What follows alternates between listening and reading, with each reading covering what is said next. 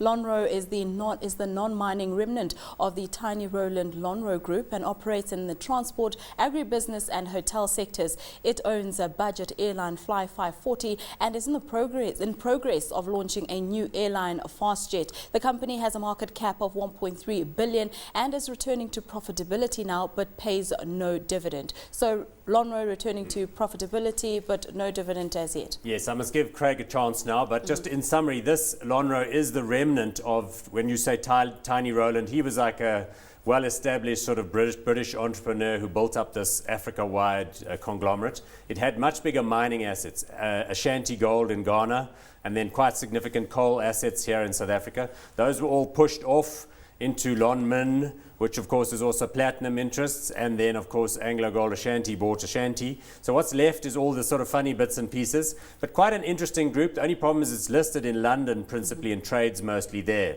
So it's got very limited profile and visibility and liquidity here in South Africa. So Craig, looking at LonRho now, they've recently opened up a aviation division. Your thoughts on LonRho? Yeah, so look, it's a very interesting group actually, and they've obviously taken the last 3 or 4 years to shuffle things around, had a lot of success in the agribusiness with selling John Deere, which is actually, if you look at John Deere's results, Caterpillar's results, that's been very good of late, but again, also quite cyclical, but you know, we're expecting probably triple-digit returns looking at the type of forecasts that they're coming.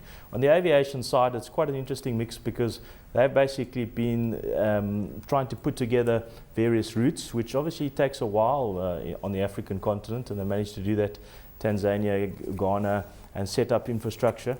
And then now found what was essentially an investment company, but used to have IT assets and it's more of a sort of a cash shell, where they've had quite a lot of cash, 8.8 billion pounds, and they're able to put their aviation assets into that. I think it's basically sitting with 3 aircraft at the moment. And the idea is that they're also bringing a little bit of expertise in the name of, I forget the guy's first full name, Sir Stelios Haji Lano, and he brings the experience. So you've got the capital, the experience, and they've created the infrastructure. All in all, they're sitting with over 70% equity in what's soon to list as been renamed to Fastjet. And the idea is it's going to be an entity that's going to grow on the African continent. So it sounds exciting in terms of what can be exciting in this particular space, because I think there are opportunities on the African continent for travel. So opportunities on the African continent, Paul, like Craig is saying. So going in with Fastjet.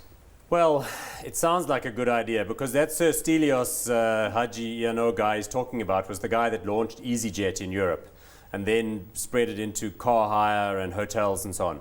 Although he was forced out of his business that he started, now he's just knocks around, he's extremely rich, making money and causing trouble for his previous company. So the idea that he wants to get into aviation in Africa, that's quite exciting.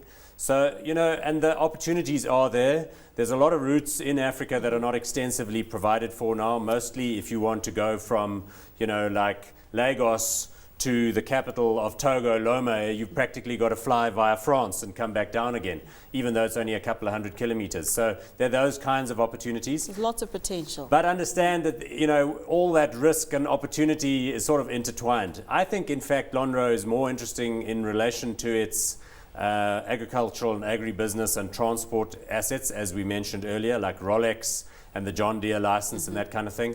They own and develop the Freeport at Luba, which is in Equatorial Guinea. So they've got some interesting assets going on.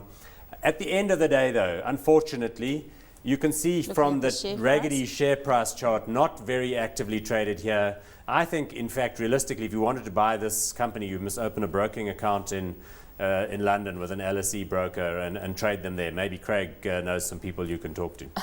Hot or not in this one, Paul? Well, I quite like the story, but given its limited tradability and its rather patchy profitability, I'd say not hot for the moment, but definitely one to watch for the future. So definitely one to watch for the future. Craig, are you hot or not on LonRho at this stage?